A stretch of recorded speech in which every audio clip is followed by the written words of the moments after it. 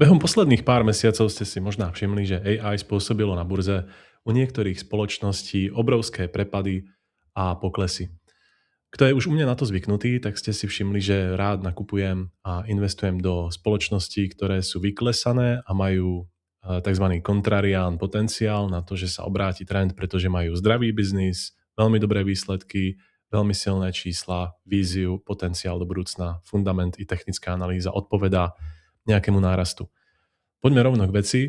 V tomto videu vám predstavím niekoľko akcií, ktoré sú v tejto chvíli vyklesané a majú z môjho pohľadu obrovský potenciál na tzv. Inversion alebo inflection point, na otočku zo súčasného klesajúceho trendu. Začal by som asi rýchlou analýzou toho, ako sa trhu celkovo darí počas tohto roku. Keď si všimnete year to date S&P 500, index 500 najsilnejších a najväčších spoločností na svete, ten index sa priebežne mení, urobil year to date 8,79%. Za rok performance je zhruba 20%. Dôvod je v podstate prostý. Veľká časť váhy indexu S&P 500 tvoria Magnificent 7 a to sú firmy, ktorým sa zatiaľ tento rok moc nedarilo. Tie konkrétne Magnificent 7 stocks sú Meta, Google, Microsoft, Amazon, Apple, Nvidia a Tesla. A na tomto reporte vidíte, každý z nich má valuáciu vyše 1 trilión dolárov, u Google sú to 4 trilióny, Apple 4,5, Nvidia 4,7. Je veľmi pekne vidieť, že ich year-to-date výkonnosť neurobil zásadný spike ani nejaký extrémny nárast, ktorý by spôsobil výkyv z bežného tradingu. A keď sa podívame ešte detailne na celkovú návratnosť za posledných 6 mesiacov, tak vidíte, že Meta je aktuálne na minus 6%, Google sa darilo celkom dobre, pretože je považovaný za jedného z lídra AI, majú vlastné tenzor čipy, takže sú za 6 mesiacov plus 11%. Microsoft, veľmi zaujímavých, minus 19%.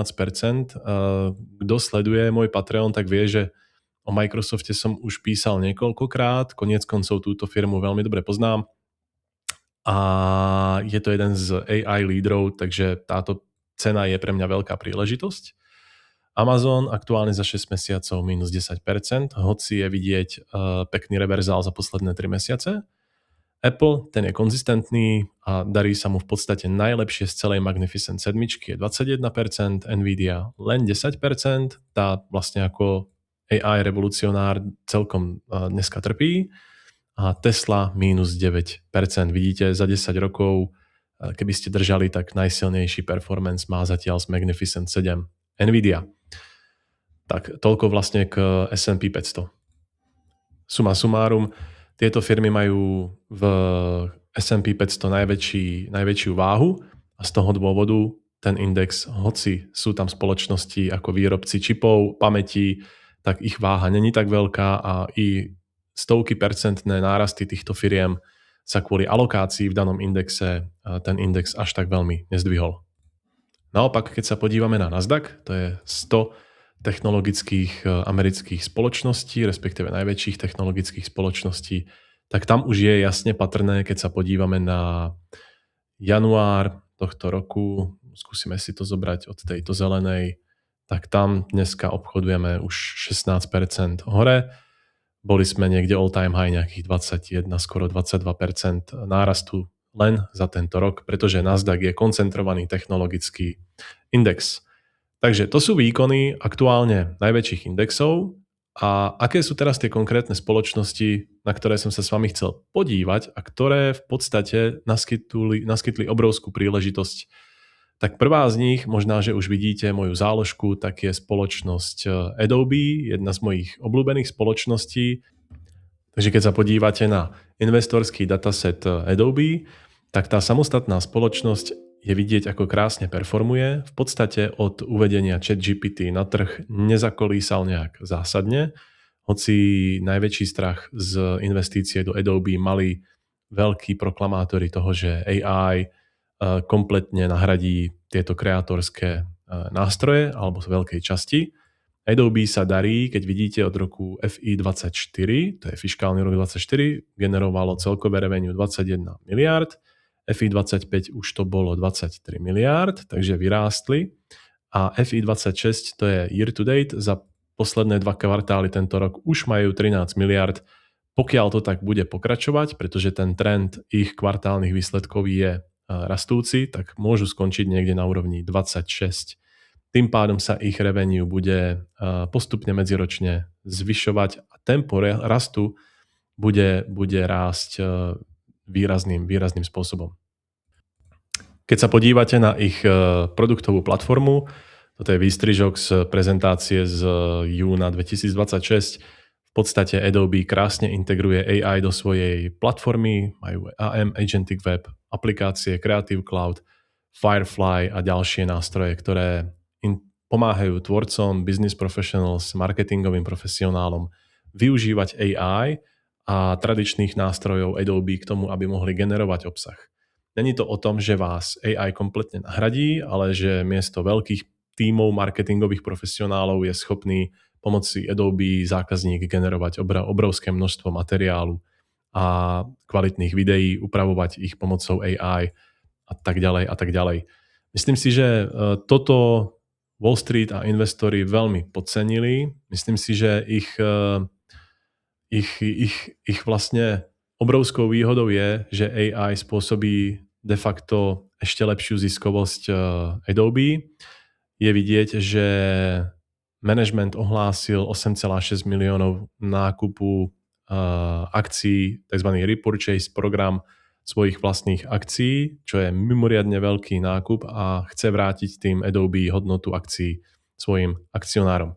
Keď sa ale podívate na graf, tak vlastne Adobe technicky vôbec nekoreluje s tými správami, ba naopak obchoduje sa už hlboko, zhruba 68% od februára 2024. Ten prepad pokračuje a vlastne naráža tunak na jeden z posledných supportov, ktorý som bol schopný ešte dohľadať v rozumnom čase, ktorý bol niekde v oblasti, keď sa podívame, roku 2019. Takže máte tu firmu, ktorá bezprecedentne rástla, obchoduje sa za ceny roku 2019, ale sme v roku 2026, keď táto firma dramaticky rastie. Pomocou AI má šancu navýšiť maržovosť a ziskovosť ako takú a obrovské množstvo analytikov konečne zmenilo názor z tzv. Hold, respektíve short alebo sell, na buy rating, čo je veľmi pozitívna správa. A samotný buyback program Adobe je veľmi dobrá správa pre investorov, pretože buyback znamená, táto firma investuje miliardy do toho, aby odkúpila vlastné akcie. A odkup vlastných akcií znamená, že ich bude na trhu menej a tým pádom ich cena by mala de facto rásť. Ďalšia ohromne performujúca a veľmi silná spoločnosť, ktorá ťaží a bude ťažiť z rozvoja AI na trhoch a vo veľkých spoločnostiach, ktoré budú musieť nejakým spôsobom transformovať svoje technologické prostredie do toho, aby využívali AI čo najviac, pretože AI sa stáva konkurenčnou výhodou, tak je konzultačná spoločnosť, ktorá sa volá Accenture. Ja Accenture veľmi dobre poznám a ich posledná earnings prezentácia potvrdila moju domnienku. Mimochodom, hovoril som o nej už i na svojom Patreone, pretože sa obchoduje za cenu z roku 2017 a to je znova moja veľmi zábavná obchodná téza. Keď veríte v biznis, veríte vo fundament a veríte v kvalitu takéto spoločnosti, ktorá má mimo iné 799 000 zamestnancov, to je ohromné číslo. Možná, že hoci kvôli AI budú musieť niektorých ľudí pustiť, neviem, nechcem tu šíriť negatívne správy, ale díky AI budú môcť dosť pravdepodobne optimalizovať a ešte viacej zlepšiť kvalitu a maržu svojich projektov, tak sa aktuálne obchoduje za ultra vyklesanú cenu. Za chvíľku sa podívame na graf. Ale čo je pre mňa najzásadnejšie, písal som o tom na Patreone, tak je práve to, že za posledný rok síce je minus 56%, ale ohlásili taktiež ako u toho predchádzajúceho Adobe ohromný buyback program. takzvaný repurchase akcií, ktoré Accenture schválilo 23.6. a zverejnilo v tomto roku. Chce tak vrátiť akcionárom svoju hodnotu a alokovala už minulý rok zhruba 7,5 miliard dolárov a tú hodnotu ešte navýšila. Chcú ten spätný odkup urýchliť a ukončiť do augusta, respektíve srpna 2026.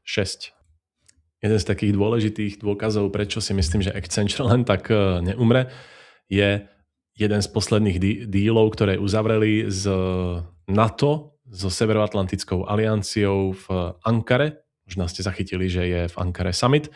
Tak sa im tam podarilo dohodnúť a oficiálne vyhlásiť veľkú príležitosť zhruba za 200 miliónov eur za nasledovných 7 rokov. Budú posilovať tzv. Zero Trust architektúru, global platformu a AI multi-agentic platformu pre kyberobranu a world class resiliency. Čo to vlastne ľudsky znamená? Accenture je konzultačná spoločnosť, ktorá pomáha spoločnostiam s nasadením AI. To samotné nasadenie není jednoduché a veľa spoločností alebo veľa štátnych organizácií potrebuje analýzu svojho vlastného IT prostredia predtým, než urobia nejaké zásadné rozhodnutie. Nemôžu si len tak pustiť ChatGPT alebo Claude agentov do svojej spoločnosti, ktoré nie sú regulované, nezodpovedajú zákonom alebo nejakým európskym štandardám a normám. Hoci to nemusia byť európske normy, môžu to byť ázijské normy, americké normy, štandardy a pravidlá. Accenture je v tomto veľmi dobrý, pretože dokáže do tých kocočiek, ktoré potrebujú vo firmách dodržovať, tak dokážu za pomoci svojich extrémne silných a kvalitných konzultantov túto hodnotu zákazníkom pridať.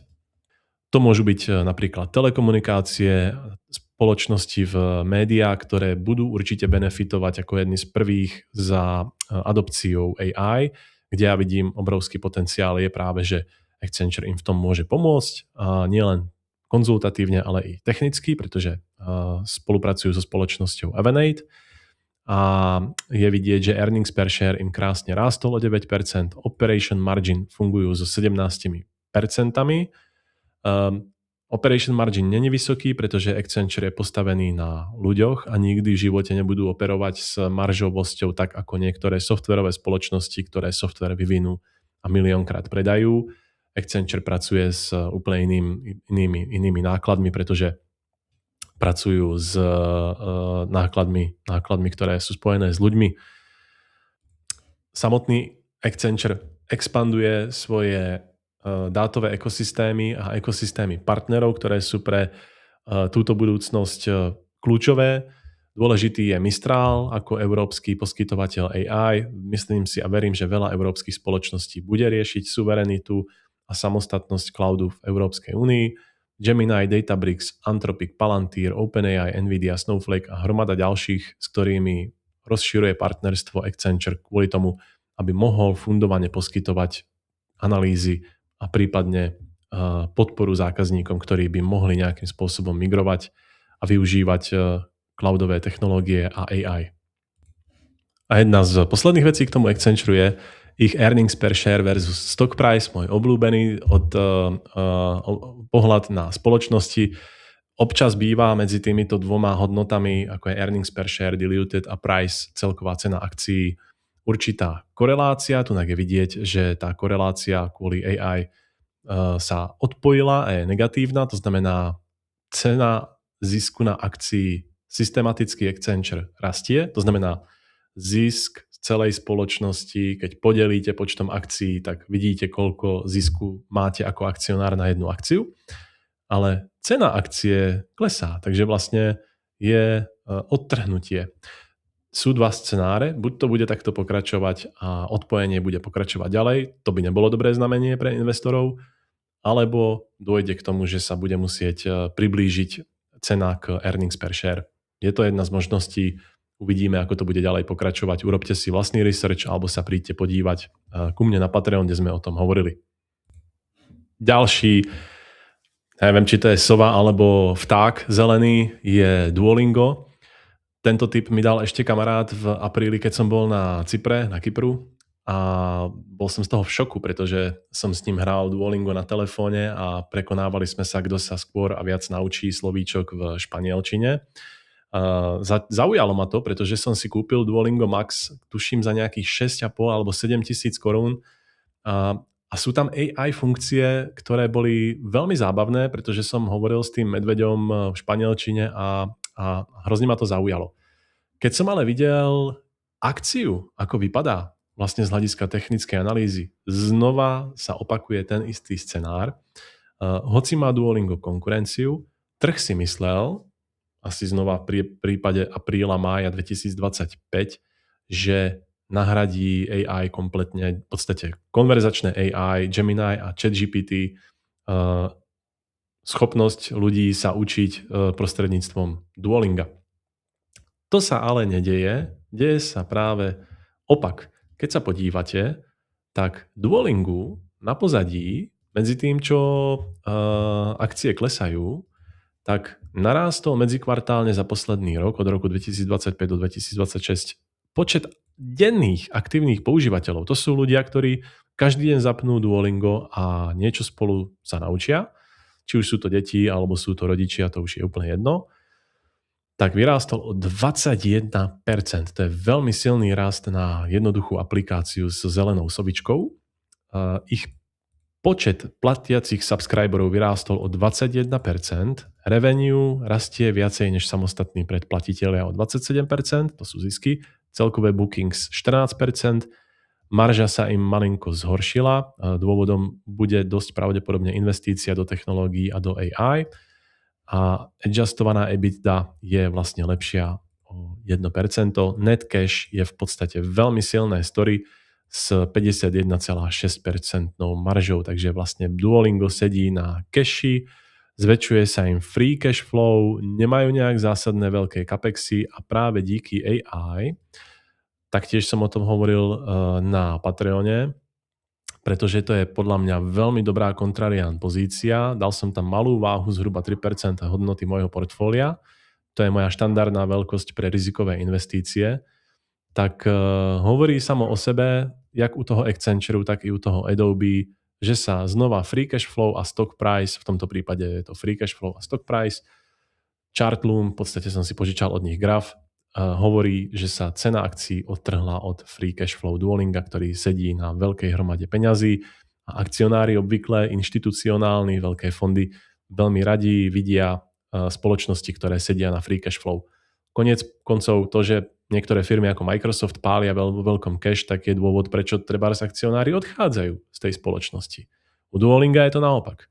Hoci málo kto chápe a nechápe, prečo z tak zdravej technologicky vyspelej spoločnosti, ktorá zakomponováva AI do svojho produktu, sama vo svojom prehlásení tvrdí, že ich free cash flow a margin sa díky AI bude dvíhať.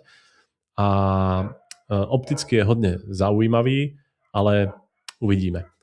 Navyše na technickej analýze, možná ste si všimli, už tu mám namalované, je cup and handle. Akcia vytvorila, pokiaľ som to dobre zanalizoval, na úrovni 200-dňového, hlboko pod úrovňou 200-dňového priemeru. Cup and handle, to je technická formácia, ktorá vlastne znamená, že by mohlo dojsť s určitou pravdepodobností k tzv. Trend reverzalu. Táto firma je v prepadu zhruba aktuálne 75%. Môj price target je malinko skromnejší, ja som to nakupoval zhruba za 121 dolárov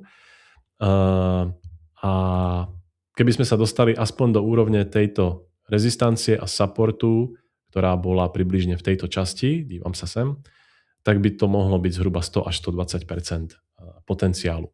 Uvidíme, urobte si svoj research. Myslím si, že ten earnings preview a schopnosti, jak budú postupne zakomponovávať AI, ja Duolingo Max mám, používam ho, vidím, jak sa tá aplikácia vyvíja. Je to strašná zábava. Používal som Gemini, ChatGPT a ďalšie nástroje na konverzáciu s AI, ale predpokladá to už samozrejme to, že máte pokročilé znalosti a už niečo viete napísať alebo viete povedať. Z toho pohľadu si myslím, že je Duolingo stále dobré, pretože rešpektuje to a personalizuje váš spôsob učenia a výuky. Taktiež je dôležité vedieť, že ako spoločnosti, ktoré som dneska prezentoval, Duolingo ohlásilo autorizáciu $400 miliónov share repurchase program, opätovný nákup akcií v liste akcionárom s cieľom zvýšiť hodnotu akcií a odobrať z trhu free floating akcie. Ďalší ohromný biznis, ktorý sa obchoduje za extrémne nízku valuáciu, tuším 7,7 alebo 8 krát price earnings. To je v podstate oproti S&P jedna z najnižších, ktorú som za fakt dlhú dobu videl, je spoločnosť PayPal. Pohľad na ten graf, dal som si sem pre vás týždenný chart, ktorý ukazuje históriu až od roku 2015, odkedy sa PayPal obchoduje na burze, tak stihol urobiť krásny bull run zhruba 770%. Niekedy na jeseň roku 2021 začal ale ohromný pád. Toto je klasický pattern niektorých akcií, ktoré takto veľa ľudí naskočí a potom roky čakajú v negatívnych číslach, bohužiaľ. Tí, čo ste vydržali a PayPal ešte nemáte, tak to je ohromná príležitosť, pretože sa jedná o ohromne ziskovú spoločnosť, ktorá taktiež je veľmi finančne silná, zdravá, má síce veľmi ťažkú konkurenciu z Apple Pay a Google Pay a ďalších, ako je Revolut alebo Stripe, má ale PayPal obrovské množstvo aktívnych používateľov. V podstate dneska, keď sa podívame, tak sa obchoduje za, som si to nakreslil, horizontal line, cenu z roku 2017.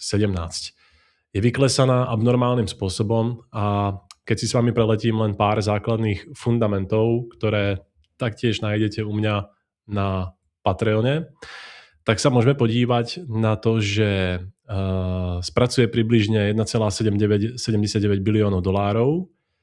Je to ohromný objem a má 439 miliónov aktívnych účtov, ktoré generuje 6,4 miliardy voľného cash flow a odkupovala, toto som písal niekedy v apríli 2026, 7% vlastných akcií. Jeden z najväčších buyback programov v roku 2026. Čo je veľmi zaujímavé, neviem, či ste zaznamenali v minulosti jedna taká spoločnosť HP a HP Enterprise, respektíve HP Inc. a HP Enterprise, klasický Hewlett Packard, viedol človek, ktorý sa volá Enrique Lores. Bol to jej CEO, ktorý nedávno nastúpil na pozíciu do PayPalu. Je známy tým, že Enrique Lores bol schopný separovať biznis HPčka od klasického HPčka, ktorý predáva servery a tak ďalej, od Hewlett Packard, ktorý predáva tlačiarne. PayPal ako taký, dneska, ako som hovoril, je down v prepade zhruba 78%, zatiaľ čo konkurencia Apple Pay a Alphabet je ohromne rastúca. Čo je dobré na tom, keď sa podívate na výsledky PayPalu, hovoril som o tom i u nás na investičnom klube, tak ich nový operation model, ktorý má na starosti práve ten nový revolučný CEO, ktorý je aktuálne v PayPale, tak vytvára niekoľko príležitostí pre investorov PayPalu a pre používateľov. Okrem toho, že majú milióny aktívnych používateľov každý mesiac, v zásade AI spôsobilo taktiež určitý pokles tejto akcie. Hovorí PayPal jednoduchú vec v rámci ich CEO Learnings a Actions. Toto je prezentácia z Q1 2026, ich firemná akcionárska prezentácia. Tvrdí, že PayPal očakáva minimálne 1,5 miliardy run rateu na úsporách, ktoré prídu behom 2 až 3 rokov, primárne vďaka znižovaniu nákladov, ktoré interne vzniknú adopciou AI. Ako to konkrétne prebehne, neviem, ale AI transformácia jednoducho v tejto spoločnosti môže zvýšiť profitabilitu a zvýšiť, ako to píšu, vývojársku produktivitu a zrýchliť time to market a umožniť viac rezilientné a škálovateľné systémy, ktoré PayPal tak intenzívne bude potrebovať. Práve kvôli tomu PayPal Plus, Venmo a ďalších cryptoservices, ktoré PayPal ponúka na trhu. Veľmi pekný pohľad je taktiež i na ich Q1 snapshot, to sú výsledky za Q1 v porovnaní s predchádzajúcim obdobím. je vidieť, že medzimesačne, respektíve medziročne celkový objem platieb rástol v 11%, respektíve 8% s fixným kurzom. Revenue im rástlo medziročne 7%, respektíve 5%. Transaction margin sa im zlepšil o 3%. Dobré je taktiež, že sa im masívne zlepšil adjusted free cash flow. Táto firma v podstate má ohromný cash flow, na ktorom sedí.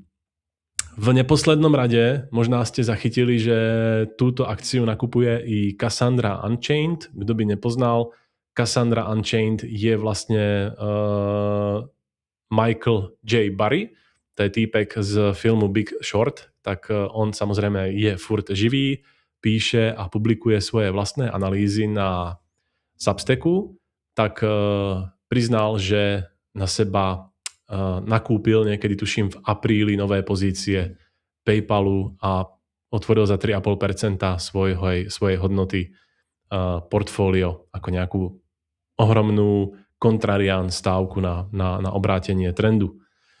Takže Cassandra, akcia vypadá ohromne, dokonca i ten klasický graf toho, tunak máme samozrejme total revenue, ktoré vidíte, že krásne oranžová krivka rastie, táto zelená, tak to je v podstate len preklad tohto chart grafu, tak sa môžete pekne podívať, jak je zase odtrhnutá cena akcie a prestala do určitej miery korelovať niekedy práve na prelome 2022-2023 od ich celkového revenue. Takže buď znova nastanú dva prípady, PayPal možná zlikviduje konkurencia a zanikne a táto investícia zanikne s ňou, alebo môže dojsť k veľmi peknému, ohromnému obráteniu trendu. Viacej sme sa tomu venovali na Patreone.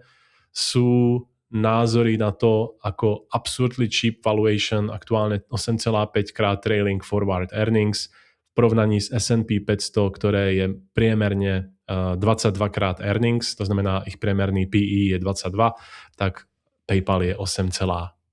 Vypadá ohromne lacne. Generujú masívny cash flow, zhruba 6 miliárd ročného voľného cash flow, s ktorým môžu robiť v podstate čo chcú, môžu kúpiť nejakú firmu, môžu zaintegrovať spustu nových technológií, je to na nich a je tam veľmi pekný technický support, na ktorý sme sa chvíľočku tady podívali, ktorý uvidíme, či zafunguje alebo nie, ale ten support je ohromne silný a je z roku 2017. A ďalšia, posledná firmička, asi ešte malinká, v tejto celej analýze je jedna z týchto 4 quantum computing hráčov. Kto ma sleduje už nejakú dobu, tak vie, že o Rigetti som už písal minulý rok na našom investičnom klube. Rigetti je jeden z najzaujímavejších výrobcov kvantových počítačov, keď samozrejme do toho nepočítam Microsoft, ktorý má Majoránu, vlastný kvantový čip, a IBM a veľké korporácie, ako je Google. Tak Rigetti je v tejto skupine práve jedna z takých menších spoločností, ktorá, keď sa podívate na ich earning relations, nejakým spôsobom v zásade nevyniká, ale zapadá do konceptu vyklesaných akcií. Ja som tú akciu obchodoval a mal som to šťastie, že som ju nakupoval niekde v tejto oblasti toho prepadu v apríli, máji 2025 a stihol som si z nej ukúsnuť trošku svojho koláča. Koniec koncov môžete sa podívať, toto sú všetky moje verejné trady na Bulever, pretože som populárny investor na eToro, takže tie moje nákupy, predaje si môžete dohľadať. Vidíte, ktorú pozíciu som koľko dní držal. Mal som tu i nejaké super krátke štvorťdňové swingy, kde som mal 19 až 20%. V prípade nejakých dlhších tradeov, ktoré som držal 10 mesiacov, tak Rigetti vyrástlo 170%. Z $8 až na 23. Tých tradeov na Rigetti som mal celkom 13. Jeden z nich bol i tento za $228, respektíve 228%. A veľmi zaujímavé, pretože som Rigetti obchodoval už z $8 na 28, tak súčasný pohľad na cenu $16 je pre mňa ohromne lákavý, špeciálne kvôli tomu, keď vidím akú formu a čo formuje vlastne túto spoločnosť a ako vypadá jej za prvé technický graf a za druhé fundamenty tej spoločnosti, ktoré sú veľmi lákavé. Vidíte, že na týždennom grafe formuje určitý trojuhelník, poďme sa na to podívať z krátkodobého pohľadu.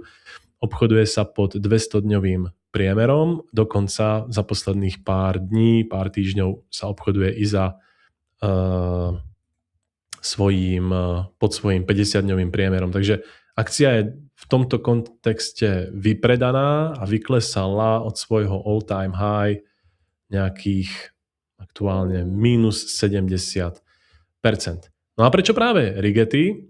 Nie len preto, že som ho nakupoval a niečo málo na tom zarobil, ale hlavne preto, že keď sa podívate na ich klasický z mája 2026 results presentation a stratégiu, ktorú Rigetti razí na trhu, je to jedna z malinkých firiem, ktorá ponúka 108 kubitový General Available systém.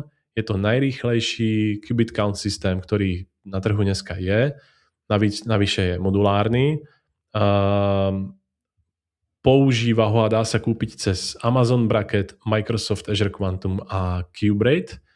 A má v sebe vlastne zakomponovaný modulárny kvantový systém, ktorý je v podstate jeden z najväčších na celom trhu, ktorý si viete vôbec predstaviť. Má oproti konkurencii obrovské výhody. Je to relatívne qubity, ktoré majú veľmi veľkú trvanlivosť a sú schopné dneska byť využité nielen na klasické R&D, ale i na rôzne technologické, optimalizačné a cybersecurity operácie. Koniec koncov o Rigetti som písal hodne, vyjadroval som sa k nemu taktiež hodne. Dokonca niektoré banky píšu analýzy o tom, že quantum computing je obrovská hrozba. Už i realita dnešných dní. A tá hrozba plynie práve z toho, že kvantové počítače budú mať taký ohromný výkon, že budú schopné prekonávať akékoľvek šifry, či už do walletov, do blockchainu a podobne, ktoré ohrozujú bezpečnosť, kybernetickú bezpečnosť. A z toho dôvodu vlastne, keď sa podívate, je to relatívne malá firmička, malá za posledný kvartál Q1 iba $4,4 milióny, deliveráčov, to sú vlastne doručené systémy, $33 miliónov, net income a sú samozrejme minus 14 miliónov v strate z dôvodu vysokých nákladov na R&D, ale keď očistíte všetky náklady a kapitálové investície, tak ich hrubá marža sa pohybuje na úrovni 30-31%, ktorá je ovplyvnená ich mixom kontraktu. A to najlepšie je vlastne, že keď sa podívate na administratívu Donalda Trumpa, tak Donald Trump práve nedávno ohlásil investíciu do spoločnosti Quantum Computingu v rámci CHIPS Actu, ktorý chce vytvoriť určité konkurenčné prostredie Spojených štátov, pretože taká Čína investuje ohromné miliardy do vývoja kvantových počítačov a vidí v quantum computingu konkurenčnú výhodu ako krajina.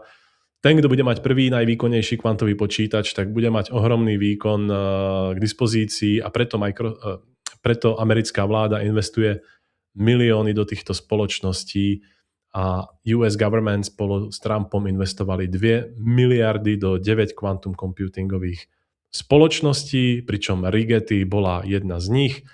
Najväčšiu porciu koláča dostala IBM, ktorá dostala 1 miliardu a založila z toho New Quantum Foundry subsidiary, ktorá sa volá Anderon. O tom si môžeme povedať niekedy v budúcnosti. A ďalší, ktorí dostali časť z toho koláča sú Atom Computing, Dirac D-Wave Quantum, Inflection, Psiquantum, Quantinum a Rigetti Computing, ktorý je z môjho pohľadu, podívajte sa i na tie ďalšie, urobte si vlastný research, ale Rigetti Computing má ohromný potenciál z hľadiska toho, že môžu príjemne prekvapiť a dostať sa zo straty konečne do profitu. Ja som ešte v minulosti v quantum computingu obchodoval spoločnosť IonQ a D-Wave. Všetci sú to dobrí hráči, ale Rigetti je dneska pre mňa jeden z najzaujímavejších práve, pretože má modulárne počítače, majú veľmi transparentnú stratégiu a veľmi sa mi páči ten ich smer, ktorým sa posunuli. Takže toľko z dnešnej analýzy. Dúfam, že sa vám páčila. Kľudne mi nechajte komentár. Kto chce, dajte mi odber. Podobných videí nahrávam raz za týždeň, respektíve raz za 14 dní viacej, alebo sa príďte podívať na Patreon a môžeme spolu o akciách kecať a vymieňať si svoje názory. Tradingu zdar, držte sa a nezabudnite mi dať odber.